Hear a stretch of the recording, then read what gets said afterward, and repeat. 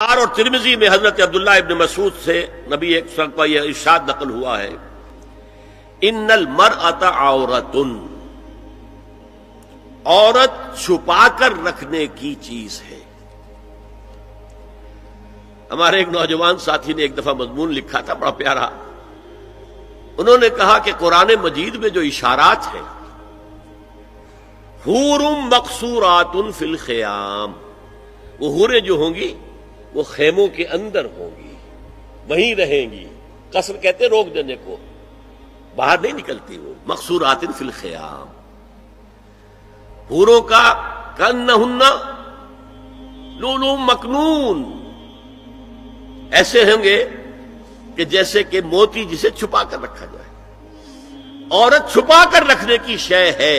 المرأۃ کلھا عورۃ، عورت کہتے ہیں اس کو ہے جسے چھپا کر رکھا جائے۔